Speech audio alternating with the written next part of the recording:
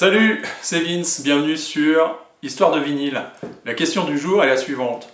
Le krautrock, c'est quoi? Bah oui, c'est quoi le krautrock? C'est quoi?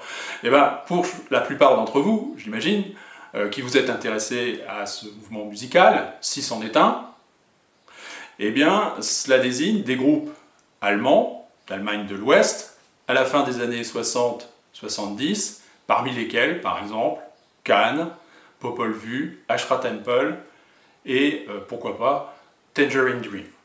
Ça veut dire que ce serait quelque chose d'assez cohérent dans son contenu. Et je vais essayer de démontrer le contraire, figurez-vous. Effectivement, je ne pense pas que ce soit un terme qui soit approprié, puisque le rock allemand, à la fin des années 60, au début des années 70, c'est quelque chose d'extrêmement varié. Alors, krautrock, le terme lui-même, c'est pas quelque chose qui provient des musiciens allemands. C'est quelque chose qui a été inventé par un critique de rock anglais. Alors, il pose un problème aux musiciens allemands, puisqu'il contient ce terme, krautrock, quelque chose de très péjoratif, méprisant, voire condescendant vis-à-vis des Allemands eux-mêmes. C'est le terme Kraut, qui veut dire chou. Le problème, c'est que le terme Kraut était employé par les Alliés à la fin de la Deuxième Guerre mondiale et au début de l'occupation par les Alliés de l'Allemagne de l'Ouest en particulier, un terme pour désigner les Allemands, mais de façon très péjorative, très négative. À la façon un petit peu en France du terme Schleu. Donc vous comprenez que le terme krautrock a mis du temps à être adopté par les musiciens allemands eux-mêmes.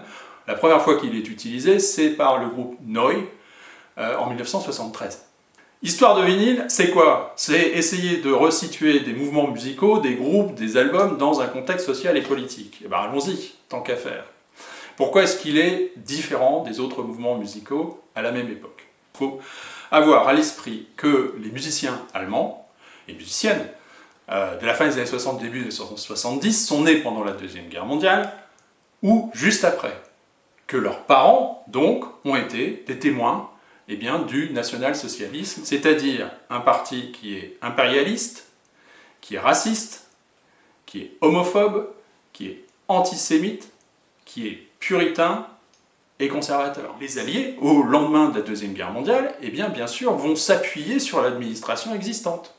C'est-à-dire au sein de laquelle il y a des personnes qui ont adhéré, pas nécessairement par conviction au parti nazi, mais d'autres qui ont bel et bien adhéré au parti nazi.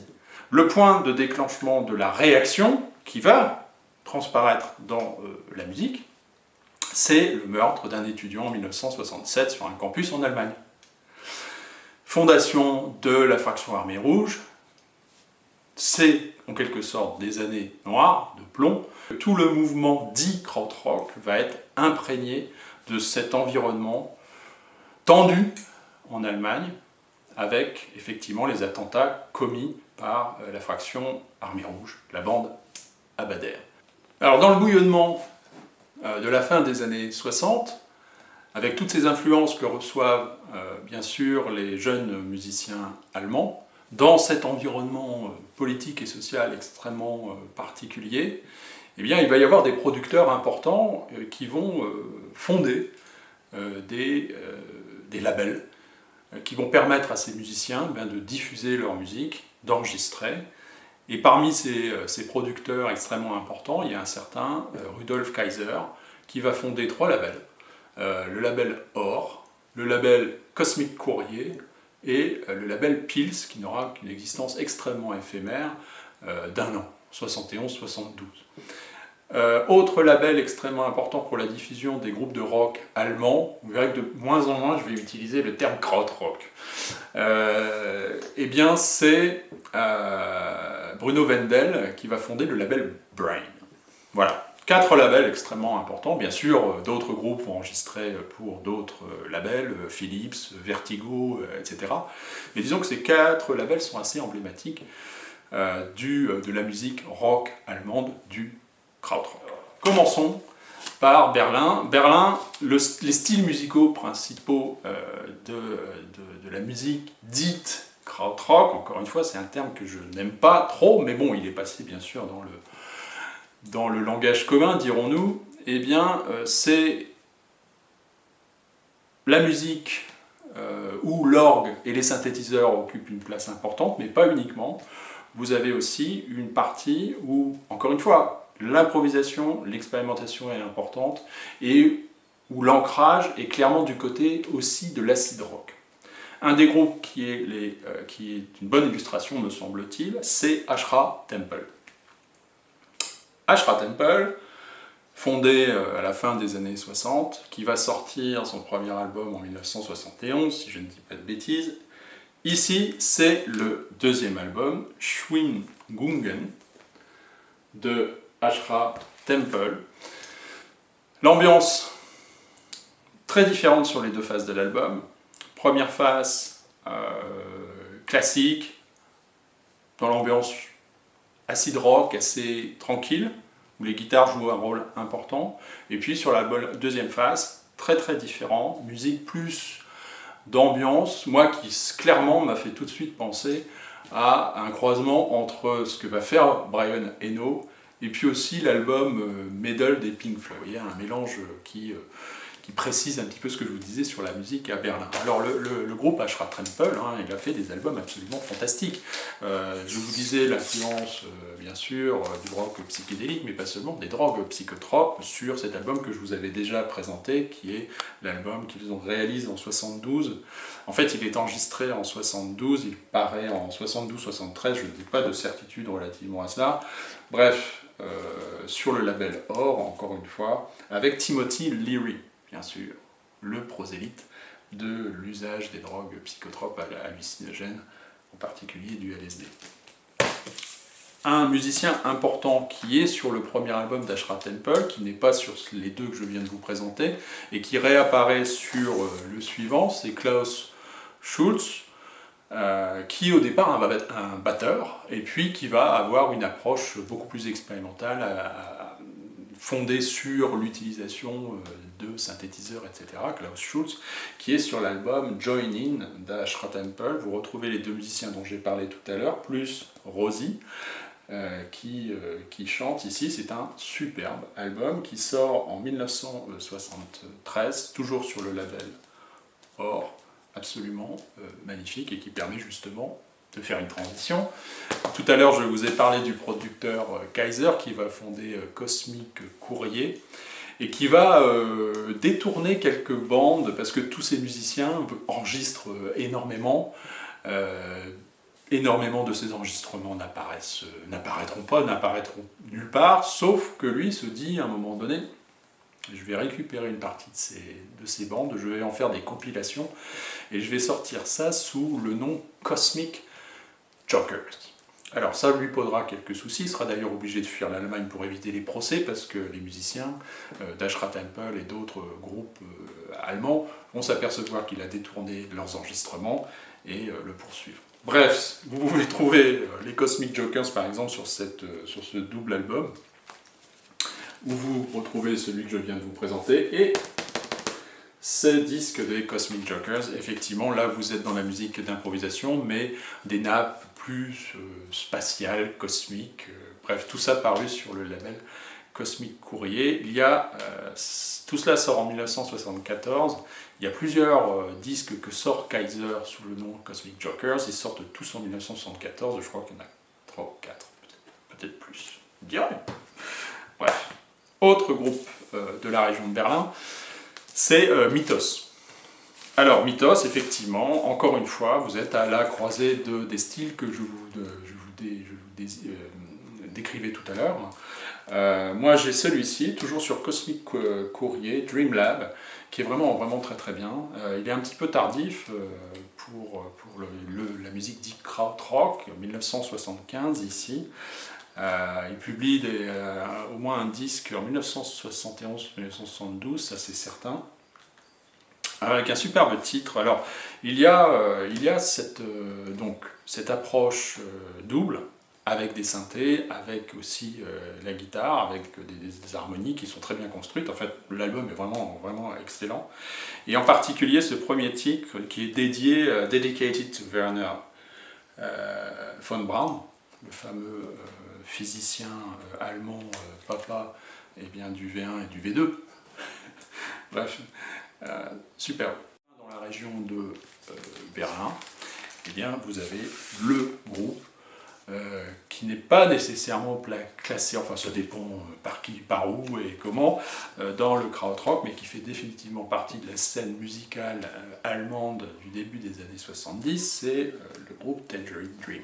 Ici l'album Zeit qui sort en 1973. Alors là effectivement vous êtes dans une approche synth, space rock, donc fondée sur l'utilisation abusive, importante des synthétiseurs, effectivement pour des ambiances très spatiales et cosmiques. Donc le groupe Tangerine Dream, bien sûr, qui a eu pour le coup, lui, un succès tout à fait considérable. Deuxième région, Munich, donc au sud de l'Allemagne. Ici, les influences sont très nettement du côté du rock psychédélique états-unien, même s'il va y avoir encore une fois cette volonté de s'émanciper très clairement des influences occidentales pour créer une musique qui leur est bien propre. Et c'est ce qui se dégage d'énormément de ces groupes et de ces albums, c'est qu'il y a quelque part un son. Vous n'allez pas être d'accord peut-être. Bon, bref. Alors, parmi ces groupes, il y a bien sûr Amondyul 2, qui est un transfuge de Amondyul, qui lui avait une approche très très expérimentale, très psychédélique. Amondyul 2, donc une grande partie des musiciens d'Amondyul, vont avoir une approche un petit peu plus, effectivement, d'improvisation, fondée sur l'acid rock. Le premier album, Phallus Dei, absolument formidable, ici c'est l'édition française. Et puis, lui, cet album, il a vraiment une coloration psychédélique, selon moi, et puis ils vont peu à peu s'émanciper de cette influence très psychédélique, avec le deuxième album, qui aura un petit succès en Allemagne d'ailleurs, qui est Yeti, avec cette pochette fameuse, extrêmement célèbre. Ici, c'est l'édition anglaise de l'album d'Amondyul 2, à recommander. Moi, je recommande vivement en fait les trois premiers albums, c'est pourquoi je vous les présente. D'Amondyul 2. Le troisième, le voici, c'est l'édition française cette fois-ci, c'est Tanz der Lemminge, donc des titres très très longs. On n'est pas dans ce beat mécanique qui va caractériser d'autres groupes que vous connaissez par ailleurs, mais sur lesquels je vais revenir. 70, 71, 72, les trois premiers albums d'Amondyul. Un groupe très important aussi de la région de Munich, c'est bien sûr Guru Guru. J'ai présenté cet album parce qu'il est à la croisée un petit peu du rock psychédélique en Europe et puis de ce rock germanique que que d'aucuns appellent effectivement le krautrock. Superbe album, Kangoo, avec trois musiciens absolument fantastiques, donc que j'ai ici sous les yeux. Mani Neumeyer, je n'ai cité que lui, qui est celui qui apparaît ici sur le verso de la pochette. C'est le batteur, une espèce de grand cinglé. Bref, superbe album que cet album de Kangoo. Ici, un groupe un petit peu moins connu et qui va montrer justement les différentes orientations prises par les musiciens, avec toujours ce point commun, faire quelque chose de différent, qui s'émancipe de la musique dite occidentale, c'est-à-dire anglaise et états-unienne. C'est le groupe Between. Between, avec cet album And the Waters Opened, qui sort en 1972, c'est bien ça, sur le label Vertigo. Ici, l'approche est plus world, dans ce sens, attention, qu'ils utilisent beaucoup de rythmes orientaux, d'instruments orientaux, en particulier indiens et turcs. Donc, de longues plages où le sitar joue un rôle important, et c'est un album absolument superbe. Dans son édition, ici bien sûr c'est une réédition sur le label Wawa Records, que je vous recommande vivement par ailleurs. Eh bien le pressage original est très très difficile à se procurer. Autre groupe extrêmement important, qui va me permettre de parler un petit peu justement de la diffusion de la musique germanique, du krautrock, dirons-nous, dans d'autres aspects de la culture germanique et ouest germanique. À la fin des années 60, au début des années 70, ce groupe c'est Popol Vuh. Pourquoi est-ce qu'il est important ce groupe? Alors là, encore une fois, ce sont des plages musicales très, très longues. On est plutôt dans la partie cosmique, space rock, où le synthétiseur joue un rôle effectivement important. Pourquoi est-ce que ce groupe va diffuser dans la culture autre que musicale? C'est qu'il il a fait la bande-son d'énormément de films de Werner Herzog, le réalisateur, bien sûr allemand. Ici, c'est parce que j'adore la bande-son de ce film, j'adore le film, j'adore la bande-son du film, c'est Cœur de verre, absolument magnifique. Ils vont faire la musique aussi de Fitzcarraldo, ils vont faire la musique de Aguirre, La colère de Dieu, ils vont faire la musique de Nosferatu, bref, ils vont faire pratiquement tous les BO des films, enfin pas toutes, mais une grande partie des films de Werner Herzog, que je conseille par ailleurs vivement. Alors, voilà, Berlin, Munich, maintenant région Cologne, Düsseldorf, avec cette fois-ci les groupes qui sont typiquement utilisés pour illustrer ce qu'est le krautrock, et en particulier ce beat mécanique, c'est-à-dire cette section, cette rythmique très particulière, fondée, comme je le disais tout à l'heure, sur des mesures à 4 temps. Et bien ce groupe, bien sûr, c'est ce premier groupe, c'est Can. Je vous avais présenté dans le cadre de la musique psychédélique en Europe, effectivement, parce que je pense que ce premier album est encore bien ancré dans l'influence états-unienne. Donc là, c'est leur fameux album autoproduit, avec ce pressage assez peu fréquent, dirons-nous. Ici, ils ont un chanteur afro-américain qui est Malcolm Mooney, qui va vite partir sur les conseils de son psychologue, qui redoute de sa santé mentale en présence de ces cinglés. Bien sûr, Can, c'est ce beat mécanique, avec une section rythmique, bassiste et ingénieur du son, d'ailleurs, Xuke, et puis Lipzeit à la batterie, bref, une pure tuerie. Voilà. Pour moi, les 3 premiers albums de Can sont tout à fait incontournables. Et celui qui se rattache le plus à cette approche mécanique, avec cette rythmique obsédante qui est propice à la trance, hein, clairement, c'est Tago Mago. C'est le deuxième album qui sort en 1972, le premier 1970. C'est un double album. Cette fois-ci, ils ont changé de chanteur, vous l'avez compris. Ils sont rejoints par un chanteur, musicien japonais, qui est Damo Suzuki, qui va les accompagner pendant un certain temps. Tago Mago, c'est un des grands albums, bien sûr, sur United Artists, du rock allemand du début des années 70, tout à fait incontournable, comme le suivant d'ailleurs, Ege Bamiasi, encore sur United Artists, avec Damo Suzuki, et cette voix, il improvise énormément dans son chant. Que dire? Je pense que cela mérite bien plus qu'une écoute, ça mérite quelques écoutes. Alors, un groupe tout à fait important dans l'histoire du rock germanique. Est-ce que je commence par celui-ci? Logiquement, je devrais commencer par l'autre. C'est ce que je vais faire. Tiens, j'inverse. J'inverse pour vous présenter, bien sûr, le premier album d'un groupe qui va devenir fameux tant il a eu du succès à un moment donné, à partir de 1973 et jusque dans les années 80. Et il a eu énormément d'influence sur les groupes, de musique électronique, sur l'électro, bref. Ce groupe, c'est Kraftwerk. Ici, c'est le premier album qui sort en 1970. En tout cas, il est enregistré en 1970. Est-ce qu'il sort en 1971? C'est une bonne question. Bien sûr, Florian Schneider et puis Ralph Hutter, qui sont les deux fondateurs et les membres les permanents quasiment du groupe. Ils vont s'entourer d'autres musiciens, bien entendu.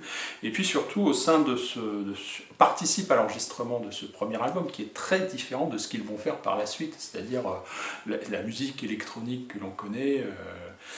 Ici, voilà, il y a ce rythme lancinant qui revient avec le premier titre, avec quasiment imprononçable Roussouk, avec la flûte qui vient en contrepoint, et puis cette batterie qui est jouée par qui? Par Klaus Dinger. Klaus Dinger qui va être extrêmement important, puisqu'il va quitter Kraftwerk et puis il va aller fonder le groupe dont je voulais vous parler juste avant, mais dont je vais vous parler maintenant, c'est le groupe Neu! Alors, Kraftwerk, vraiment les trois premiers albums de Kraftwerk, dans ce style dit, bref, dans le krautrock tel qu'il est proposé et tel que vous le lisez par ailleurs, et bien sûr, les trois premiers albums de Kraftwerk sont tout à fait recommandables. Tout comme Neu! Donc, vous avez compris, ce sont deux transfuges en fait du groupe de Kraftwerk. Donc il y a Klaus Dinger et le suivant, le guitariste dont le nom m'échappe mais que je vais relire tout de suite, c'est Michael Rother, bien sûr. Eh bien c'est eux qui vont en quelque sorte imposer cette rythmique, cette rythmique mécanique. Ça va s'appeler, ils vont la qualifier de cette façon-là, donc fondée sur des mesures simples, répétitives, donc des mesures à 4 temps. Premier album ici, c'est l'édition anglaise, d'où l'édition allemande est en blanc et le Neu! En rouge. Bon, ici c'est un petit peu inversé. Donc ici sur United Artists pour l'édition anglaise et sur le label Brain en Allemagne. Quelle merveille! Ils vont faire 3 albums. Donc celui-ci sort en 72, le suivant en 73 et je crois que le troisième c'est en 1975. Bref, ils vont vraiment avoir une influence considérable même sur le punk. Je crois, ces groupes, en particulier Neu!, voire Can, et puis bien sûr sur toute la musique d'expérimentation qui viendra plus tard en Allemagne et en Europe. Même aux États-Unis. Enfin, le reste de l'Allemagne.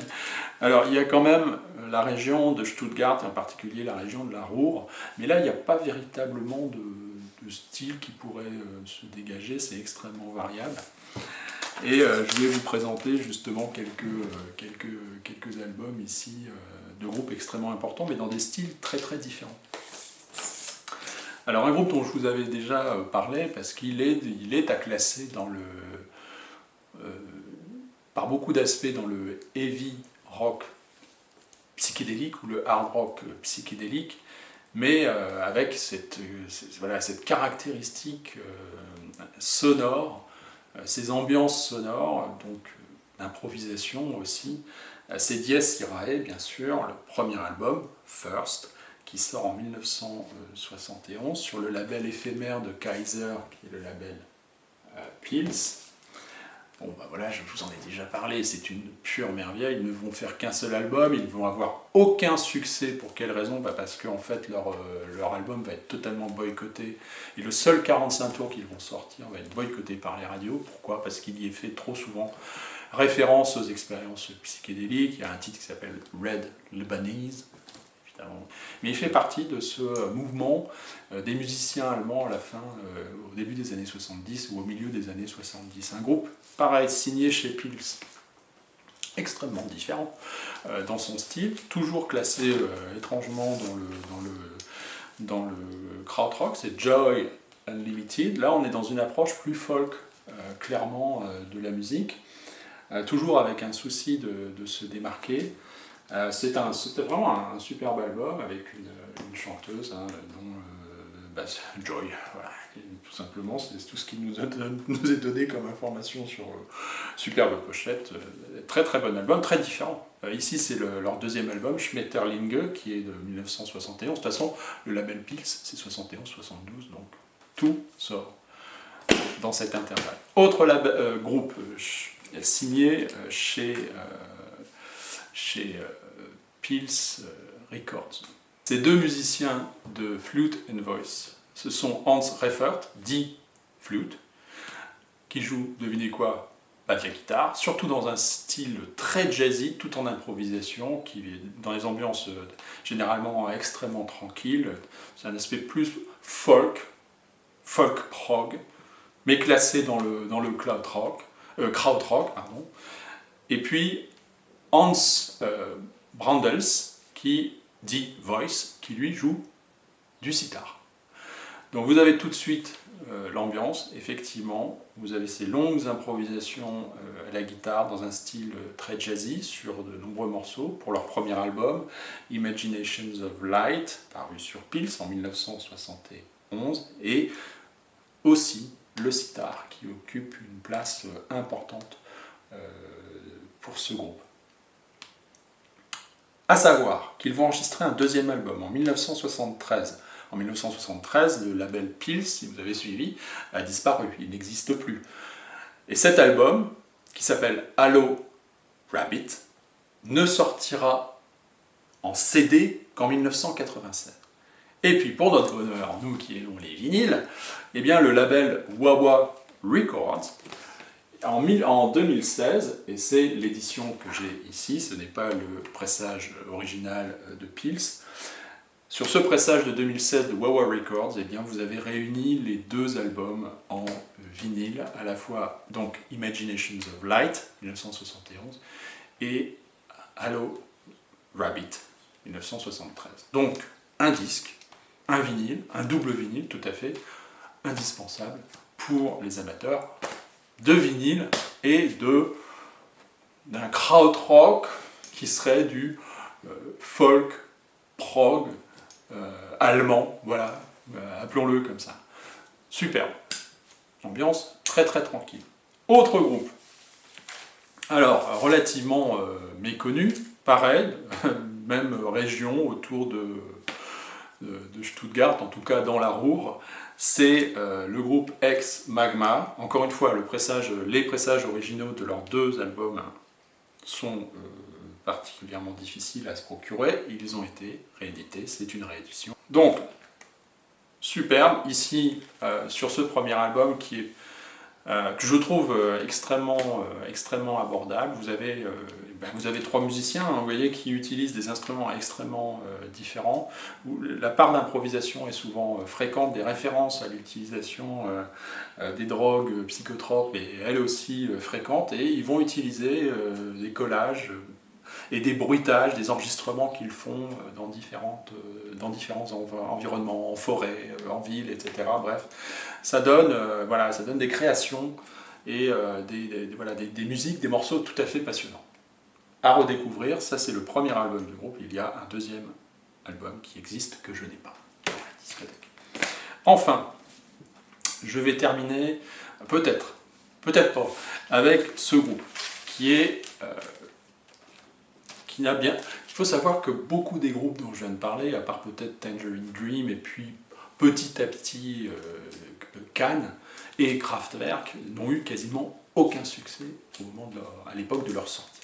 C'est le cas pour ce groupe qui, lui, pour le coup, va avoir une existence très très longue, jusque dans les années 2000, et je ne suis pas persuadé qu'il ne continue pas à se produire aujourd'hui. Ce groupe, c'est Faust.